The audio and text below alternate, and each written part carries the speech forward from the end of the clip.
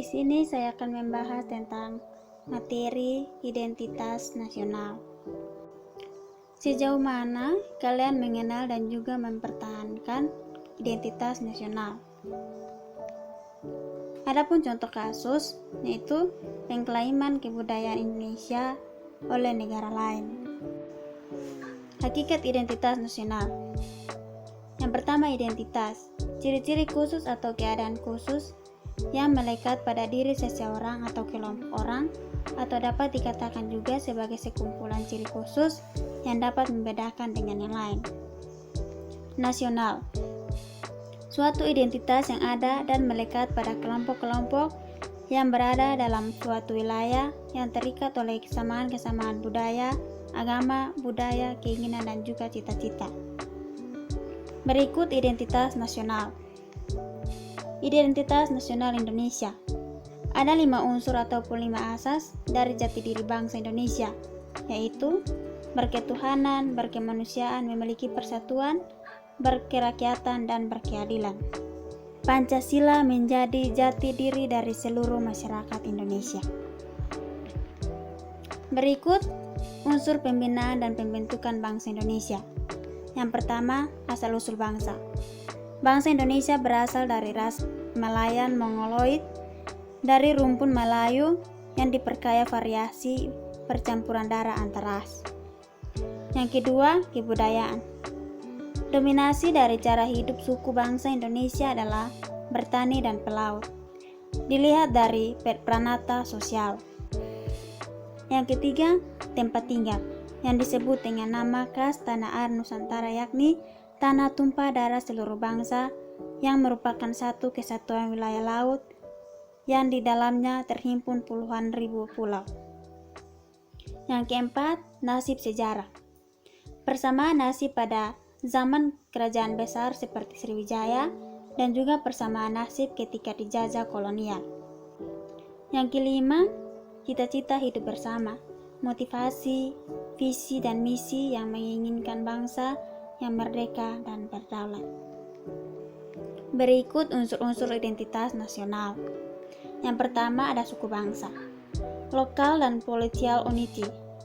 Kesatuan sosial yang dapat dibedakan dari kesatuan sosial lain berdasarkan kesadaran akan identitas perbedaan kebudayaan, khususnya bahasa.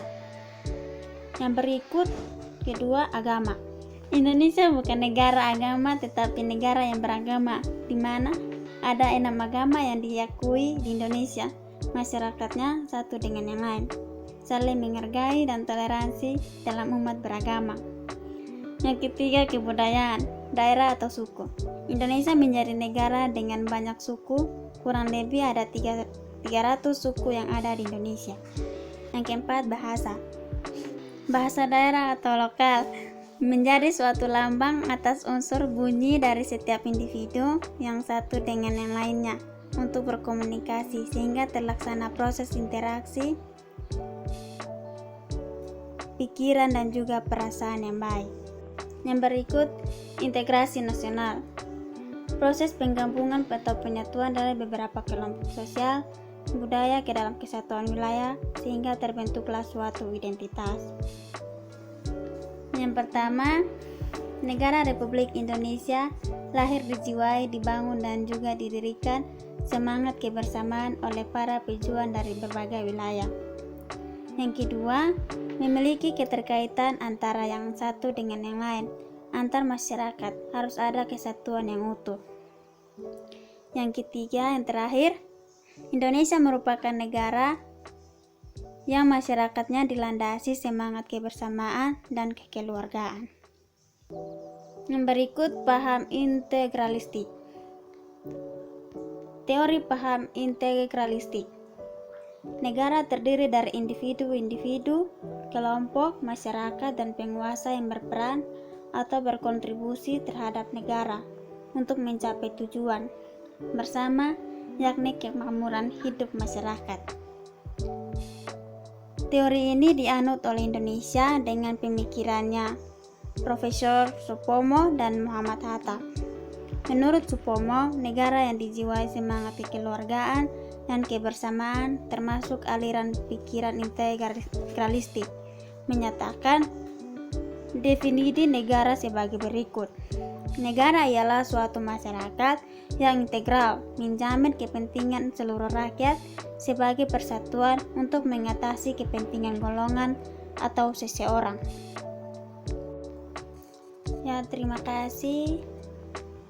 Sampai bertemu dengan video-video materi selanjutnya.